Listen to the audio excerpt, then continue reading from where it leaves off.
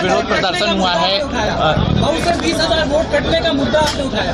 देखिए, आपके सांसद राजीव राय जी यहाँ हैं। बीजेपी तो पहले ही तैयारी कर ली थी कि 20,000 वोट काटना है, जबकि एसआईआर नहीं आया था, उस समय ही उन्होंने तैयारी कर ली थी। और अगर आपको याद हो 2022 का चुनाव जब समाजवादी पार्टी हारी, उस समय आरोप इलेक्शन कमीशन पे हम लोगों ने मिलकर के ये लगाया था कि इन्होंने जानबूझ करके हमारे वोटों को काटा, और उसका परिणाम ये हुआ कि हमारी सरकार नहीं बन पाई। इधर वोट में गड़बड़ी, वोट में हेराफेरी, वोटर लिस्ट में वोटरों की वोट चोरी, ये चीज इतनी जनता के बीच में चली गई कि अब मजबूरी में उन्हें एसआईआर कराना पड़ रहा है। याद रखना, ये एसआईआर अपनी नाकामी, अपनी कमियां छिपाने के लिए हो रहा है।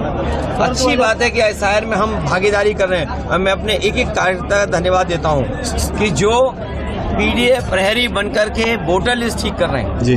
मैं एक बार फिर अपील करूंगा कि अपने मतदाता आम लोग मिलकर के वोटर लिस्ट को ठीक करें, अपना वोट बचाएं, कटने से बचाएं, जुड़ने के लिए मेहनत करें। कागज ढूंढना पड़ रहा है, डेट ऑफ बर्थ है या और कागज ढूंढने पड़ते हैं, वो सब ढूंढ करके वोट बढ़ाएं। लेकिन दुर्भाग्य बात ये है कि जिस आधार कार्ड को सरकार ने ये कहा कि हमारा पहचान का कार्ड होगा, हम रजिस्ट्री कराने जाएं, बैंक का अकाउंट खोलने जाएं, हम कोई और पॉलिसी से जुड़ना चाहें, पासपोर्ट बनवाना चाहें, ड्राइविंग लाइसेंस बनाना चाहें, या किसी कागज को जब हम भरते हैं तो सरकार आधार मानती थी।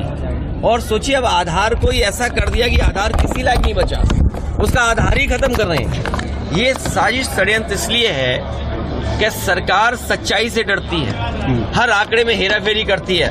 लेकिन हम मजबूती से काम करेंगे और लोकसभा में ये बात रखेंगे कि किस तरह भारतीय जनता पार्टी बेईमानी करने पर उतर आई है।